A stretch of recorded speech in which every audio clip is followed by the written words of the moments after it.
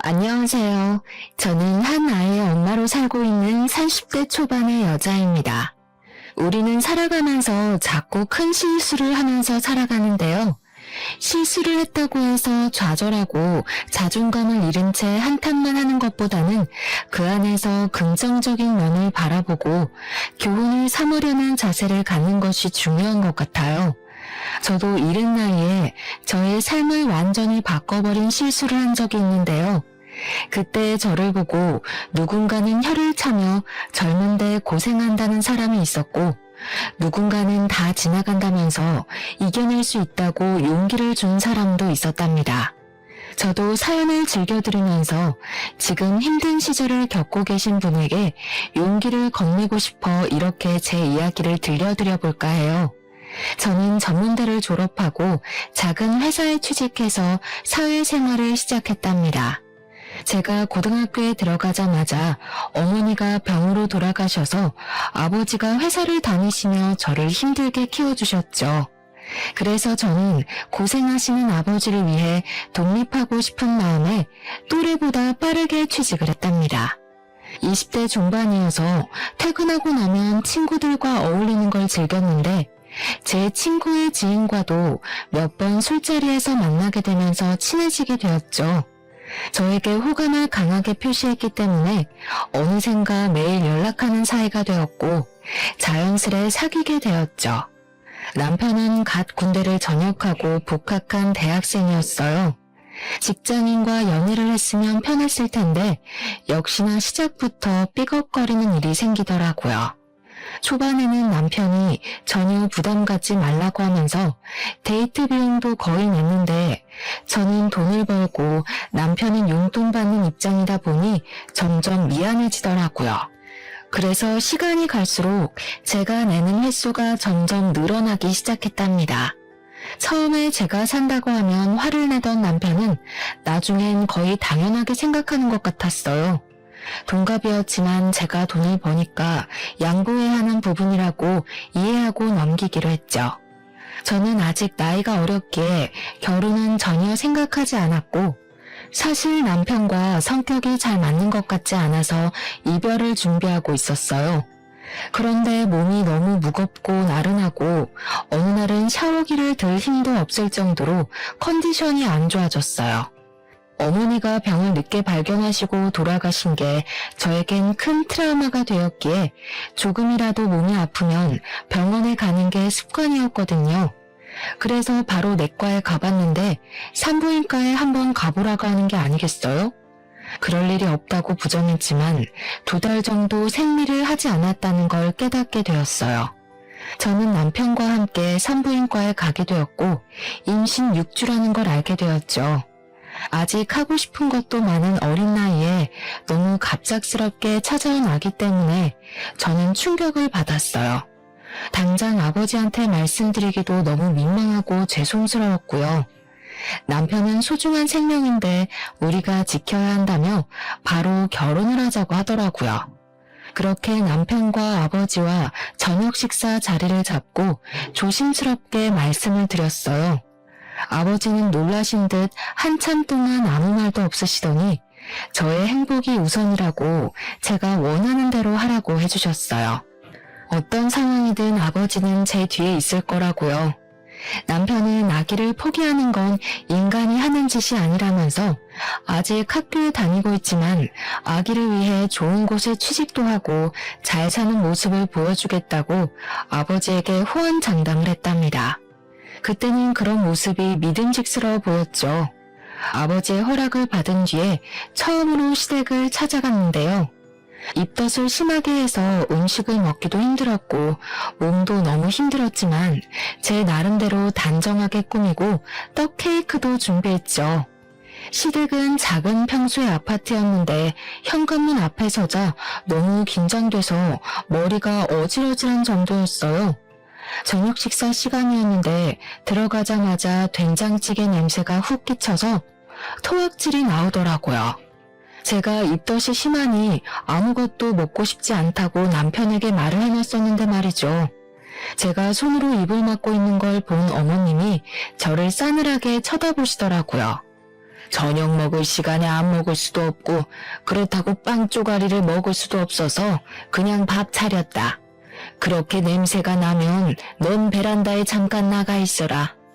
반기시지 않을 거란 예상은 했었지만 이렇게 처음 만난 순간부터 푸대접을 할지는 상상도 못했답니다. 저는 괜찮다고 말하고 소파 구석에 앉았어요. 남편은 너무 배고프다면서 어느새 식탁에서 혼자 밥을 먹고 있더라고요. 아버님은 저를 쳐다보지도 않으시고 텔레비전만 보고 계셨죠. 그때 시모가 제 앞에 와서 섰답니다. 지금 몇 주나 됐다고? 아직 수술할 수 있는 시기 아니니? 나이도 어린 것들이 무슨 배짱으로 결혼을 하고 애를 낳겠다고 찾아와.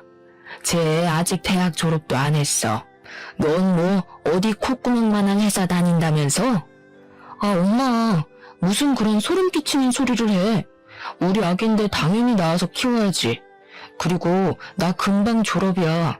바로 대기업 취직할 거니까 걱정하지 마.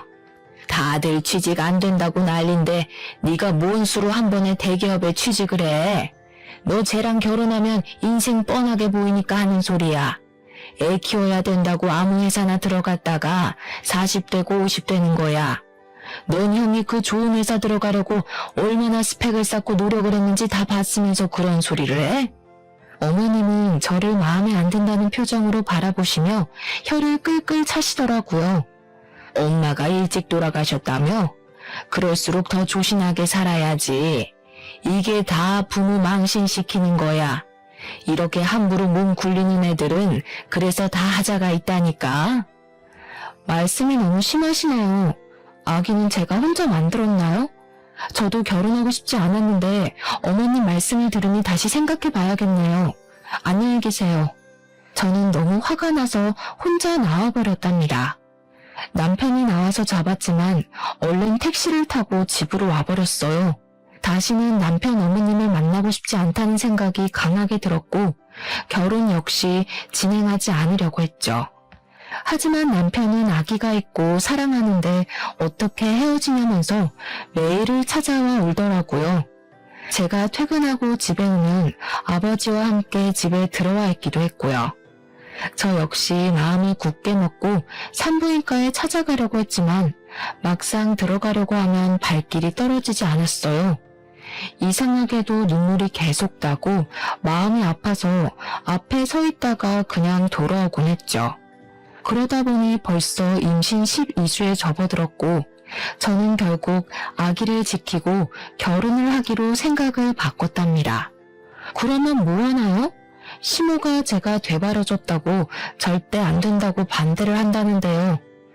결국 아버지가 시부에게 전화를 해서 오래 대화한 끝에 상견례 자리를 만들 수 있었죠. 남편은 나이가 8살 차이 나는 형이 있었는데 이미 결혼했고 4살짜리 아들도 있었어요. 저는 상견례에서 처음으로 아주버님 부부를 만나게 되었답니다. 형님도 저를 보자마자 대뜸 너무 어리다면서 애가 애를 낳으니 큰일이라고 혀를 차는 게 아니겠어요? 식사하는 내내 시모는 아버지에게도 무례하게 굴었는데 제가 되바라졌고 가정교육이 안 되었다고 하더라고요. 아버지는 그저 묵묵하게 듣고만 계셨어요.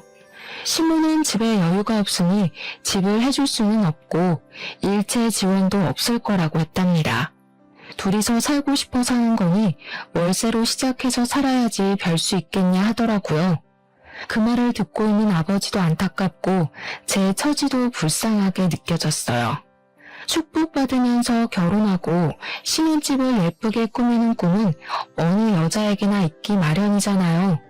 어린 나이에 갑자기 한다고는 해도 저는 제가 이런 대우를 받으면서 결혼을 하게 되리라곤 상상도 하지 못했답니다. 결국 아버지가 보증금을 마련해 주셔서 투룸의 월세로 신혼집을 마련하게 되었죠. 결혼식도 가장 기본으로 단촐하게 했고 시모는 남복이 부끄럽다면서 지인들에겐 연락도 안 하고 가까운 친척들만 불렀더라고요. 남편도 친구가 별로 없다면서 10명도 안 왔죠. 오히려 제 하객이 더 많을 정도였답니다. 더욱 기가 막혔던 건 형님의 태도였는데요. 제가 신부 대기실에서 회사 사람들과 인사하느라 정신이 없는데 옆에 서서 계속 저를 지켜보고 있더라고요. 그러더니 제 옆으로 와서 요즘 세상에 신혼을 투룸 월세로 시작하는 게 진짜 드문 일인데 어떻게 하냐고 자기가 너무 속상하다는 말을 꺼내는 거 있죠. 옆에 있던 회사 동료들이 놀라면서 제 눈치를 보는데 너무 부끄럽고 화가 나더라고요. 그러고는 유유히 가버리는 형님한테 한마디 해보지도 못한 채 정신없이 결혼식은 끝이 났답니다. 그렇게 시간은 흐르고 배는 점점 불러오기 시작했어요. 매달 드는 생활비는 제 월급으로 충당하고 있었는데 남편은 생각이 있는 건지 돈을 아끼지 않고 쓰더라고요. 저는 배가 더 불러오면 이제 일도 관둬야 하는데 아르바이트를 하던지 정 안 되면 시댁에 좀 말해보라고 남편에게 말했죠. 남편은 바로 시댁에 전화해서 무슨 어린애가 용돈 타령하듯이 돈을 달라고 하는 거예요. 그러더니 저에게 핸드폰을 넘겨주는 거 있죠. 야, 너는 생각이 있니 없니? 공부하느라 힘든 애한테 일을 해서 돈을 벌어오라고? 내가 이럴까봐 결혼 반대한 거야. 네가 지금 내 아들 발목 잡고 있잖아. 지금 제가 생활비 다 대고 있어요. 저도 이제 일 그만둬야 하는데 앞으로 어떡하나요? 그래서 좀 여쭤보라고 한 거예요. 네가 하겠다고 해서 한 결혼 아니야? 네가 책임을 져야지. 그리고 왜 일을 관둬? 요즘은 막달까지 다 일하고 애 낳더라. 뭐가 그렇게 힘들다고 벌써 관둘 생각을 해? 임신한 저는 새벽부터 준비해서 일 가야 되는데 아드님은 수업이 다 오후라고 천하태평이에요. 그럼 아침 시간이 비면 잠깐 아르바이트 할 수 있는 거죠. 왜 제가 다 해야 돼요? 아침에 공부를 하는지 잠을 자는지 네가 어떻게 알아? 네가 봤어? 우리 아들 어줍잖은 데 가서 돈 벌어오라고 시키지 말고 네가 애 낳기 전날까지 다녀. 대기업 다니려면 스펙 쌓으면서 준비해야 되는 거 알아 몰라? 그러고는 전화를 끊어버리더라고요. 저는 친정아버지에게도 차마 말을 할 수가 없어서 저는 정말 애 낳기 일주일 전까지 일을 다녔습니다. 회사 동료들이 오히려 제 몸 상태를 걱정할 정도였어요. 차마 돈이 없어서 다닌다는 말은 하지 못하고 젊어서 괜찮다며 웃어 넘겼죠. 임신 기간 내내 제가 먹고 싶은 음식 사 먹어본 게 손에 꼽을 정도여서 너무 서러웠답니다. 그런데 남편은 밖에서 사 먹을 거 다 먹고 술도 먹고 다니더라고요. 제 카드는 안 쓰는 걸 보니 시모가 따로 용돈을 챙겨주는 모양이었어요. 기대하지도 않았지만 그렇다고 자기 손주를 임신한 며느리한테 과일 한 번 사준 적 없고 집에 찾아오지도 않았답니다. 저는 그렇게 아기를 출산하면서 회사를 그만두게 되었어요. 워낙 작은 회사였기에 저에게 육아휴가까지 주면서 남아있으라고 하진 않더라고요. 암묵적으로 잘린 거나 다름없는 상황이었답니다. 저는 좁은 집에서 매일 아기를 돌보며 육아를 하게 되었는데요. 책을 읽으면서 준비를 했는데도 막상 진짜 아기를 키우자 너무 힘들고 어렵더라고요. 처음엔 목욕시키는 것도 너무 무섭고 속삭여 감싸는 법도 모르겠더라고요. 이럴 때 남들처럼 친정엄마가 함께 도와주고 알려주면 얼마나 좋았을까 하는 생각에 서러움이 밀려왔죠. 시부모는 아기를 낳은 당일에 병원에 와서 손주 얼굴만 쓱 보고는 저는 보지도 않고 가버렸다네요. 남편은 그렇게 소중한 생명이라고 말을 하더니 막상 아기가 태어나자 신경도 잘 안 쓰더라고요. 처음엔 제가 시키는 대로 젖병을 타고 기저귀도 갈아주고 하더니 시간이 지날수록 도서관에 가서 공부해야 한다면서 아침 일찍 나가서 밤늦게 나오는 날이 늘어나기 시작했어요. 저는 아기와 하루 종일 씨름하느라 머리도 못 감는데 남편은 나갈 때마다 얼마나 꾸미고 나가는지 보고 있으면 기가 막히더라고요. 너는 하루에 10분도 아기 봐주지도 않으면서 학교에 그렇게 꾸미고 갈 시간이 있어? 그럼 학교 가는데 너처럼 후줄근하게 입고 다니면 좋겠냐? 아기는 집에서 노는 엄마가 봐야지. 네가 낳자고 해서 낳은 아기야. 근데 왜 나만 다 책임져야 돼? 잠도 못 자고 제대로 밥도 못 먹고 샤워도 못 해. 너는 내가 불쌍해 보이지도 않아? 그리고 생활비는 어쩔 거야? 나 모아둔 돈도 없는데 네가 돈을 구해와야 될 거 아니야. 아이씨 진짜 시끄러. 너 이렇게 구질구질한 애였냐? 머리는 떡 쪄가지고 밖에서 상큼한 애들 보다가 너 보면 진짜 한숨만 나온다. 난 몰라. 네가 우리 엄마한테 말해보든지. 너네 아빠한테 돈 달라고 해. 내가 누구 때문에 이렇게 됐는데 같이 아기 봐주고 도와줘도 힘든 판국에 또 아침 대바람부터 나가기만 해? 남편은 제가 나가지 말라고 악을 써도 제 손을 뿌리치고 나가버렸답니다. 이렇게 매일 신랑이 하는 날이 계속됐어요. 남편은 생활비는 전혀 신경도 쓰지 않아서 아기 분유 살 돈도 없었답니다. 저는 남편에게 실망을 했고 점점 정이 떨어지기 시작했어요. 어느 날 너무 힘들어서 울고 있는데 친정 아버지에게 전화가 왔더라고요. 저는 괜찮은 척 받았지만 다정한 아버지의 목소리에 그만 펑펑 울고 말았죠. 아버지는 바로 회사 반차를 쓰시고 집으로 오셨어요. 아버지는 잠도 제대로 못 자서 쾌한 제 얼굴을 보시고는 얼른 들어가서 눈 좀 붙이라고 저를 방으로 밀어넣으시더라고요. 그 덕에 아주 오랜만에 깨지 않고 푹 잘 수 있었죠. 거실로 나가보니 아빠가 아기와 놀아주고 계시더라고요. 제가 아기를 받아들자 아버지는 밥 먹으라면서 식탁을 가리키셨어요. 제가 좋아하는 보쌈을 시켜놓으셨더라고요. 매일 미역국에 밥만 말아먹다가 오랜만에 먹으니 얼마나 맛있던죠. 아버지는 아기를 안고서 제가 먹는 모습을 물끄러미 바라보시더라고요. 아버지는 남편과 말을 좀 해봐야겠다고 기다리셨지만 남편은 밤 11시가 돼도 들어오지 않았어요. 아버지는 혀를 차시면서 돌아가셨죠. 아버지가 가신 지 얼마 되지 않아 통장으로 돈이 입금되었다는 메시지가 왔더라고요. 말을 안 했지만 제가 사는 게 힘든 걸 아셨는지 몇 달 지낼 수 있는 넉넉한 액수를 보내주셨더라고요. 아버지께 한없이 죄송한 마음이 들어서 눈물을 펑펑 흘렸죠.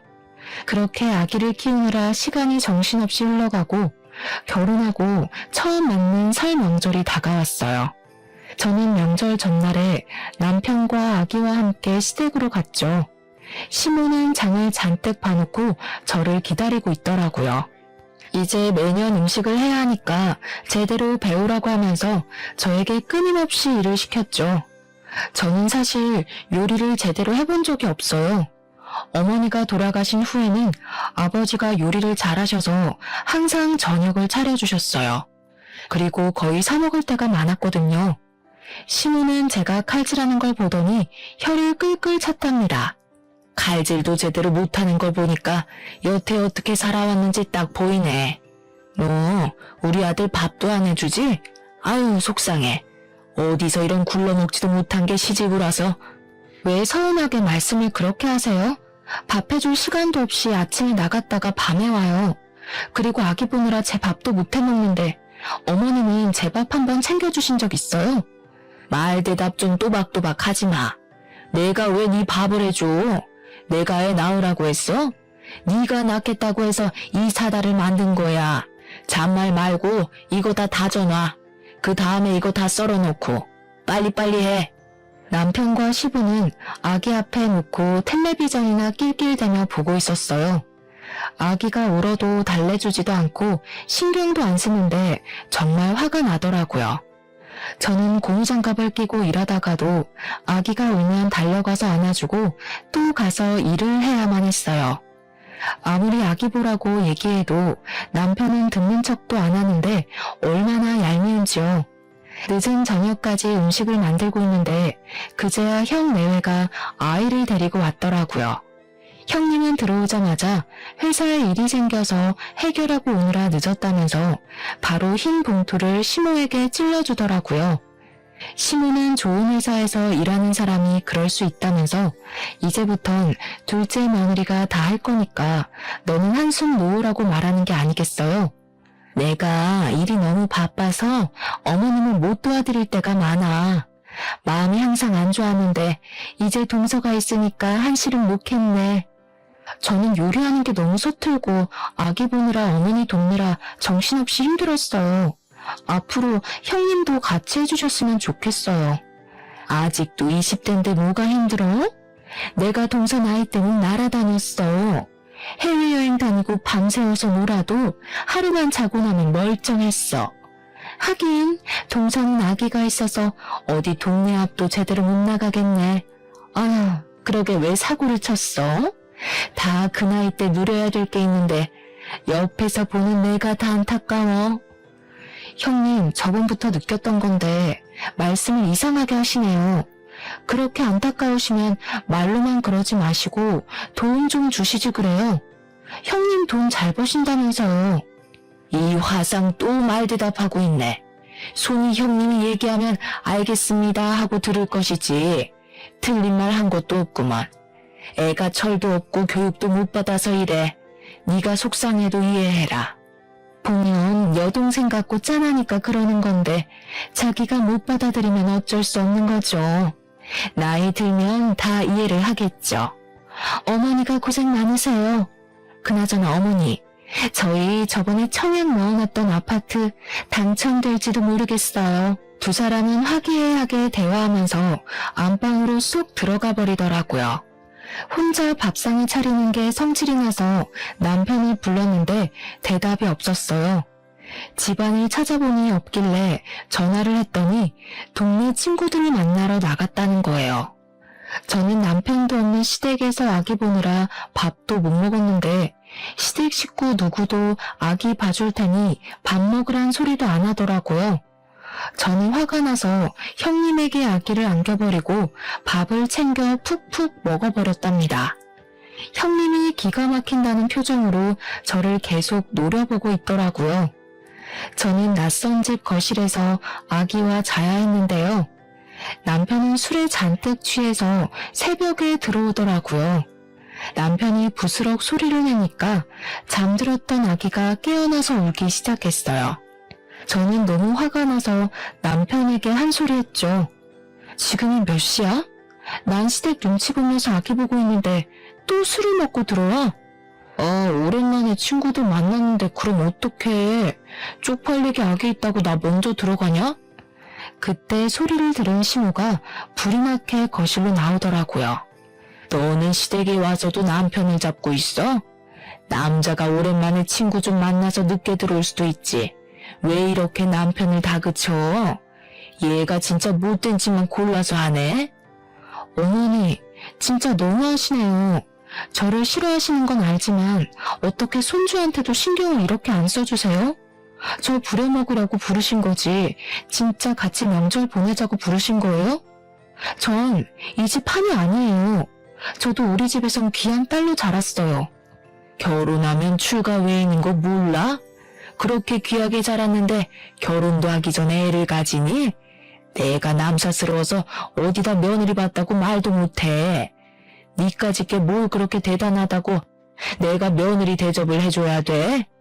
며느리로 생각하지도 않는데 제가 여기 있을 필요가 없네요. 제가 빠져드릴게요. 저는 아기를 데리고 새벽에 시댁을 나와버렸어요. 어이없게도 남편은 따라 나오지도 않았죠. 저는 곧장 택시를 타고 친정집으로 갔답니다. 집 안으로 들어가니 아버지는 아직 자고 계셨어요. 고소한 젖냄새며 갖은 음식 냄새가 퍼져있는 시댁과는 다르게 너무 고요하고 쓸쓸한 집안 풍경에 목이 메어왔죠. 제가 시댁에서 안 해본 음식을 하고 있을 때 혼자 멀거니 집에 계셨을 아버지를 생각하니 먹먹해졌답니다. 기척을 듣고 나오신 아버지가 저를 보고 깜짝 놀라시더라고요. 남편은 어디 있냐는 말을 하셔서 대수롭지 않은 말투로 싸워서 집으로 와버렸다고 했죠. 저는 아기와 아버지와 함께 시장에 가서 명절 지낼 음식 재료들을 사서 떡국도 끓이고 반찬도 좀 했답니다. 아버지가 주방에 한 번도 안 들어오게 키웠는데 어느새 결혼해서 아기도 낳으니 떡국도 곧잘 끓인다고 칭찬을 해주시더라고요. 저는 그렇게 명절 내내 아버지와 보냈답니다. 친정에 와서 지내니 어찌나 마음이 편한지 신혼집으로 돌아가기가 끔찍하게 싫더라고요. 심지어 남편은 연락 한 통도 없고 친정으로 찾아오지도 않았죠. 그래서인지 더 가기가 싫어서 며칠 더 친정에 머물렀어요. 하지만 아버지가 어른으로 책임을 다해야지 싫다고 피하기만 하면 안 된다면서 집으로 돌아가라고 완강하게 말씀하시더라고요. 그러고는 저에게 남편과 상관없이 혼자의 힘으로 독립할 수 있어야 진정한 어른이 될 수 있다며 집에 있는 동안 자격증이나 전문직 시험을 준비해보라고 하셨죠. 학원이든 뭐든 아버지께서 다 지원해 주시겠다고 말이에요. 저도 아버지의 조언을 진지하게 받아들이고 차근차근 알아보겠다고 말했어요. 저는 어쩔 수 없이 다시 집으로 돌아가 혼자 아기를 돌보는 쳇바퀴 같은 일상을 이어나가야만 했답니다. 친했던 친구들은 회사 다니고 연애하고 예쁜 옷 입고 여행 다니느라 바쁜지 점점 연락이 줄어들어만 갔죠. 저는 친구들에게 시댁이며 남편 얘기로 하소연하는 것도 창피해서 혼자 속으로만 사귀면서 지냈고 남편하고도 대화를 거의 안 해서 하루 종일 한마디도 안 한 적도 있을 정도였어요. 그랬더니 외로움을 넘어서 우울증이 오는 것 같았답니다. 그래도 행복한 게 있다면 무럭무럭 자라는 아기를 지켜보는 일이었어요. 너무 가슴이 아파서 울고 있다가도 아기가 한번 방긋 웃어주면 저도 함께 웃게 되더라고요. 어느새 아기는 돌이 가까워지고 있었답니다. 어느 날 시모가 대뜸 전화해서는 중요한 일이 있으니 저녁에 시댁으로 오라는 게 아니겠어요. 아기랑 둘이 가기 힘들다고 하니까 말이 많다면서 안 오면 큰일 날 줄 알라고 엄포를 놓고 끊어버리더라고요. 남편에게 몇 번을 전화해도 받지도 않길래 갈까 말까 고민을 하다가 아기를 안고 집을 나섰죠. 날씨가 쌀쌀해서 택시를 타려고 했는데 퇴근 시간 직전이라 요금이 너무 많이 나올 것 같더라고요. 항상 생활비가 없어 쪼들렸기 때문에 버스를 타고 가기로 했죠. 간신히 자리에 앉았지만 아기가 울까봐 조마조마한 마음으로 어서 내리기만을 기다린 마음을 누가 알까요? 내려서도 아기를 안고 한참을 걸어가서야 시댁에 도착할 수 있었는데 집에 들어가 보니 남편이 소파에 누워있더라고요. 기가 막혀서 남편을 노려보니까 시부가 퇴근하면서 같이 타고 왔다는 게 아니겠어요. 아기를 업고 낑낑대며 시댁까지 제 발로 온 제 모습이 어찌나 한심하게 느껴졌는지 몰라요. 그때 형님 부부가 먹을 걸 양손 가득 싸들고 들어오더라고요. 호들갑을 떨면서 식탁에 음식들을 펼쳐놓고 샴페인까지 따고 난리를 부렸는데요. 그토록 가고 싶었던 아파트에 청약 당첨되었던 거예요. 저만 빼고 아주 잔치 분위기더라고요. 그 와중에 평소 음식이라면 환장하는 남편이 먹지도 않고 핸드폰만 들여다보고 있더라고요. 도대체 뭘 하는지 혼자 피식거리는데 기분이 싸하더라고요. 동서는 청약이 뭔지는 알아? 젊은 시절은 금방이야. 나이 들 때를 준비해야지. 언제까지 그 좁은 투룸 월세를 살려고 그래? 저도 회사 다닐 때 청약 들어놨어요. 남편이 돈을 벌어야 저축이라도 하죠. 학교 졸업할 때는 다 돼가는데 언제 취직을 할까 저도 답답해요. 서방님이야 우리 남편 머리 닮았으면 좋은데 취직하시겠지. 어쨌든 청약 잘 들어놔. 언젠가는 우리처럼 아파트도 사고 남부럽지 않게 살아야지. 나중에 늙어서 우리한테 손 벌릴까봐 무섭다. 지금도 10,000원 한 장 안 주시면서 늙으면 도와주실 마음은 있으세요? 동정하시려거든 돈으로 부탁드릴게요, 형님. 요즘 젊은 사람들하고는 무서워서 대화를 못하겠어. 아님 동서가 유별나게 속이 뾰족한 거야? 아기 생각해서 열심히 살아. 요즘엔 부모가 가난하면 아이가 제일 상처받아. 우리 딸 봐. 얼마나 밝고 예쁘게 컸어. 요즘은 부모 경제력이 아이 얼굴에 나타나는 법이야. 형님, 저한테 막말하는 건 참아도 우리 아기한테 함부로 말하지 마세요.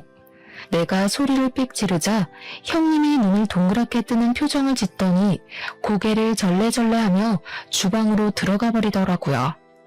남편은 바로 옆에 있으면서도 어떤 대꾸도 안 하고 핸드폰만 들여다보고 있었죠. 시간이 지나도 저와 아기에 대한 대우는 달라질 것 같지 않았어요. 제가 엄청 부자가 되지 않는 한 더욱더 무시할 것 같았죠. 너무 속이 상해서 음식도 거의 먹지 않고 서둘러 집으로 돌아와 버렸답니다. 경제적인 문제는 결혼 생활 내내 저를 괴롭혔어요. 저는 급할 때마다 어쩔 수 없이 아버지에게 부탁을 해야만 했고요. 그래도 월세는 시댁에서 주는지 남편이 내고 있었는데요. 어느 날 집주인에게 전화가 왔는데 월세를 2달이나 밀렸다고 하는 거 아니겠어요? 너무 놀라서 남편에게 전화하니 옆에서 시끄러운 소리가 들리고 여자 목소리도 들리더라고요. 도저히 시끄러워 통화를 할 수가 없어서 당장 집으로 오라고 소리를 질렀답니다. 하지만 남편은 또 밤늦게 나타났어요. 집주인한테 전화 왔는데 월세가 2달이나 밀렸다며. 어떻게 된 거야? 집에서 월세 받는 거 아니었어? 아니, 쓸 돈이 모자라서 잠깐 썼어. 나도 학교 다니려면 돈이 있어야 되잖아. 유지비도 필요하고. 뭐? 유지비? 개똥 같은 소리 하네. 지금껏 아기 기저귀 하나 지 돈으로 사본 적이 없는 게 머리에 똥 만든 게 무슨? 야, 너 남편한테 말 다 했어? 너 내가 우리 엄마한테도 말 대답하는 거 다 참고 아무 말도 안 하고 있었는데 너 진짜 안 되겠다. 연애 때랑 완전히 딴판이야. 너 나 속였냐? 네가 날 속였겠지. 너네 엄마가 나 무시하고 상처 주는 말 하는 건 안 들리니? 너 당장 나가서 편의점 알바라도 해서 돈 벌어와. 아님 너네 엄마한테 말해서 월세 당장 내거나. 아 싫어. 네가 말하든지 말든지 난 몰라. 쫓겨나면 그만이지. 넌 너네 집으로 가고 난 우리 집으로 들어가서 살던가. 아님 너네 아빠한테 좀 말해보던가. 장인어른 월급 많이 받으시잖아. 남편은 방으로 문을 쾅 닫고 들어가 버리더라고요. 그렇게 몇 시간이 흘렀고 저는 다시 대화를 해보기 위해 방으로 들어갔답니다. 남편은 천하태평하게 침대에 뻗어서 잠을 자고 있더라고요. 남편의 옆에 있는 핸드폰에서 메시지 알람이 울리길래 쎄한 기분이 들어 한번 확인을 해보기로 했어요. 아니나 다를까 어떤 여자와 깨볶는 메시지를 끊임없이 보내고 있더라고요. 여자의 프로필 사진을 보니 남편과 둘이 찍은 사진을 대문짝만하게 걸어두기까지 했더라고요. 저는 계속 핸드폰만 보는 남편을 보면서 어느 정도 심증이 있었기에 크게 충격받지도 않았답니다. 저는 재빠르게 저의 핸드폰으로 다 옮겨 담고 남편을 흔들어 깨웠죠. 너 이거 뭐야? 남편 노릇도 안 하면서 너 지금 바람까지 피워? 야, 남의 핸드폰을 왜 봐? 너 이거 범죄야? 이게 진짜 못된 짓만 골라서 하네.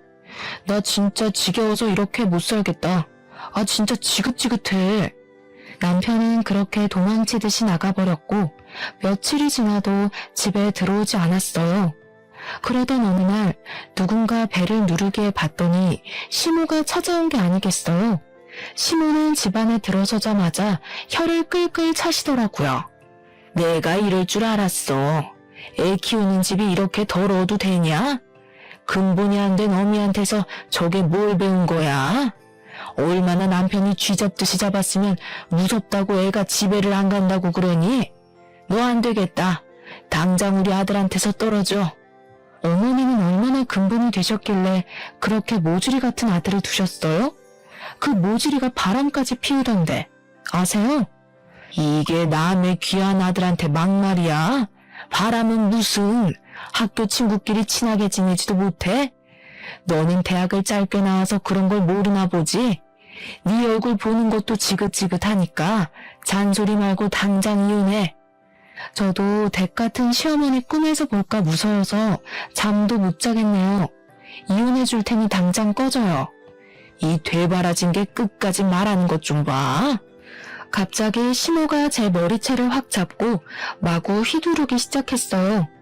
제가 키가 더 컸기 때문에 저도 질쓰라 시모 머리채를 잡고 같이 흔들기 시작했답니다. 시모가 애구구 소리를 내면서 넘어지더니 저한테 악을 쓰기 시작했죠. 이 집 우리 아빠가 보증금 내주고 지금 월세도 내가 내고 있는 집이니까 당장 꺼져요. 저는 시모를 현관문 쪽으로 힘껏 밀어서 문 밖으로 쫓아냈어요. 시모는 문 앞에서 한참 동안 소리를 고래고래 지르다가 이웃집에서 뭐라고 말이 나오자 돌아가더라고요. 그렇게 시간이 흘렀고 시댁 연락은 받지도 않고 발길도 끊었죠. 남편은 아예 시댁에서 살면서 학교를 다니더라고요. 저도 남편에게 더 이상 미련이 남아있지 않았기 때문에 연락도 하지 않았어요. 어느 날 저는 아기를 업고 남편의 대학교로 찾아갔죠. 남편 학과 건물 앞에서 점심시간까지 기다렸는데 건물 안에서 남편이 한 여자와 손을 잡고 나왔어요. 아주 풋풋한 캠퍼스 커플이 따로 없더라고요. 남편이 저를 발견하자 깜짝 놀라 여자를 잡은 손을 빼고 뒤로 물러서더라고요. 저는 여보라고 크게 소리치며 남편에게로 빠르게 걸어갔답니다. 저는 남편에게 아기를 팍 안기고 옆에 있던 상간녀에게 다가가서 다짜고짜 머리채를 휘어잡았어요. 너 얘가 유부남의 애까지 있는 거 알아 몰라? 알면서도 만나는 거야? 나요, 아파요. 난 진짜 몰랐어요. 정말이에요. 남편은 아기를 안고 있어서 상간녀에게 가지도 못하고 발만 동동 구르고 있더라고요. 저는 상간녀를 거칠게 밀어 넘어뜨렸어요. 상간녀가 헝클어진 머리를 수습하며 일어나더라고요. 상간녀가 남편 앞으로 가서 남편 머리가 돌아갈 정도로 뺨을 세게 내리치더라고요. 오빠 진짜 유부남이야? 이 거지 같은 게 진짜? 나이도 많은 게 하도 불쌍해서 매달려서 만나줬더니 쪽팔려. 어느새 우리 주변을 많은 사람들이 둥글게 에워싸고 있었답니다. 상간녀는 씩씩거리면서 사람들을 해치고 가버렸어요. 저는 남편 멱살을 잡고 애는 안 보고 바람이나 핀다며 소리소리를 질러댔죠. 점점 더 많은 사람들이 몰려들었고 남편은 충격을 받았는지 얼굴이 하얗게 질리더라고요. 결혼식에 온 친구들이 별로 없을 때부터 느끼긴 했었지만 남편은 학교에는 결혼했다는 사실을 철저히 감춰왔던 거죠. 제가 남편 멱살을 놓자 남편이 다리가 풀렸는지 스르르 주저앉더라고요. 저는 남편에게서 아기를 뺏어 안고 웅성웅성대는 사람 속을 유유히 헤치고 나왔답니다. 그게 남편을 본 마지막 모습이었죠. 저는 남편을 찾아가기 전에 이미 이혼 서류를 시댁에 보내놓은 상태였고 위자료는 받을 생각도 하지 않았어요. 그저 아기의 친권과 양육권만 갖고 깔끔하게 남편과 시댁과의 인연을 끊기로 결심했거든요. 남편과 싸우면서 질질 끌기보다는 하루라도 더 빨리 새로운 인생을 시작하는 게 더 현명하다고 생각을 했으니까요. 저는 사실 예전에 아버지의 충고를 듣고 아기와 둘이서 살려면 무슨 일을 해야 할까 생각하다가 공무원 시험을 준비하기 시작했거든요. 아기가 잠든 밤부터 새벽까지 강의를 들으면서 공부하고 낮에 틈틈이 복습하면서 치열하게 공부를 했답니다. 시험에 합격해야 이혼을 할 수 있다는 목표를 세우니 어느 때보다 독하게 공부에 전념하게 되더라고요. 그렇게 저는 짧은 시간 안에 공무원 시험에 합격할 수 있었어요. 가장 낮은 급수였지만 합격 발표가 났을 때는 그동안에 힘들었던 시간을 보상받은 듯이 행복했답니다. 그렇게 공무원이 되어 근방의 주민센터로 발령받아 일한 지도 5년의 시간이 흘렀어요. 아이는 벌써 초등학교 입학을 앞두고 있었고 저는 친정집에서 아버지를 모시고 살면서 평안한 일상을 보내고 있었죠. 그러던 어느 날 제가 일하는 노인복지팀 창구에서 낯익은 목소리가 들려오더라고요. 저는 7급 주사부였기 때문에 직접 주민들을 응대하진 않고 안쪽에서 일을 하거든요. 슬쩍 가봤더니 세상에 시모 얼굴이 보이는 게 아니겠어요.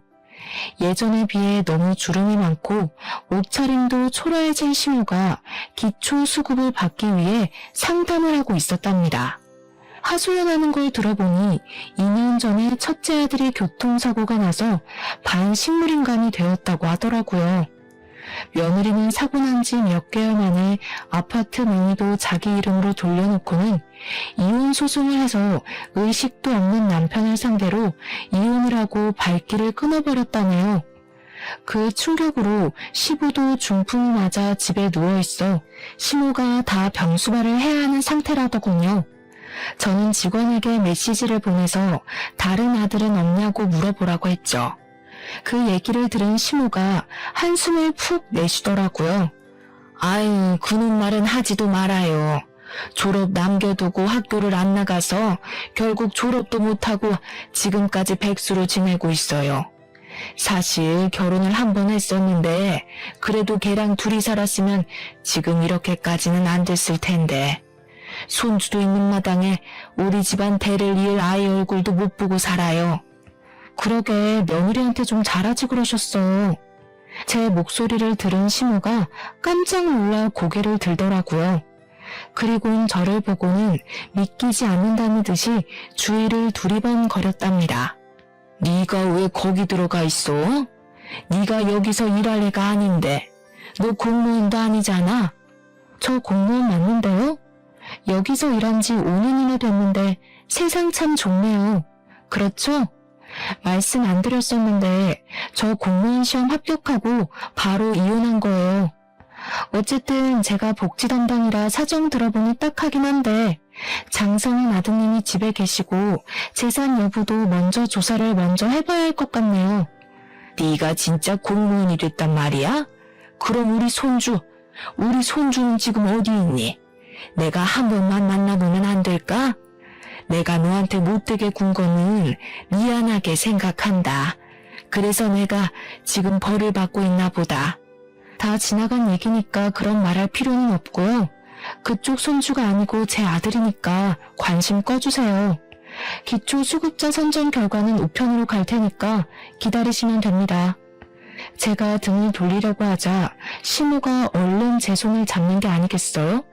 저는 얼른 거칠게 손을 빼냈답니다. 내가 정말 미안하다. 한때는 그래도 부부였는데 우리 아들 한번 다시 만나보면 안 될까? 너를 만나면 정신 좀 차릴지 누가 아니. 말도 안 되는 억지 부리는 건 여전하시네요. 전 그쪽한테 항상 고마운 마음 가지고 살고 있어요. 저한테 그렇게 모질게 대해주셔서 제가 이혼을 할 수 있었네요. 저는 차갑게 돌아서서 사무실 안쪽으로 들어가 버렸답니다. 직원 말로는 한참을 대기 의자에 앉아서 훌쩍거리다가 돌아갔다고 하네요. 역설적이게도 시모는 그 잘난 아들 덕분에 기초 수급자로 선정되지 못했고 주민센터에 다시 오지는 않더라고요. 저는 처음 일을 시작할 때보다 직급도 많이 올라서 더욱 바쁘게 일하고 있답니다. 같은 주민센터에서 일하고 있는 현재 남편과 설레는 연애도 시작하게 되었어요. 저는 아이도 있기에 다른 인연을 만나려는 생각은 전혀 하지 않고 있었는데요. 남편도 이혼의 아픔이 있어서 저를 잘 이해해 주어서 마음을 열게 되었네요. 전 남편과는 다르게 듬직하고 자상한 모습에 제 아들도 잘 따르고 있답니다. 인생을 살면서 옆자리에 누군가 있든 없든 항상 나 자신의 중심을 지키는 게 중요한 것 같아요. 예전에 저는 너무 어렵기도 했지만 누군가의 관심을 받는 게 좋아서 저의 행복보다는 그 사람의 행복을 따랐던 것 같더라고요. 한 번의 아픔을 겪었지만 다 이겨내고 나니 이제는 저도 저만의 중심을 잘 잡을 수 있는 어른이 되어가고 있는 것 같아요. 앞으로도 다른 사람에게 휘둘리거나 흔들리지 않고 저와 아이의 행복만을 생각하면서 살아가려고 한답니다. 여러분도 놓쳐버린 행복을 꽉 잡고 즐거운 인생을 사시길 바라면서 제 사연을 마치겠습니다. 들어주셔서 감사합니다.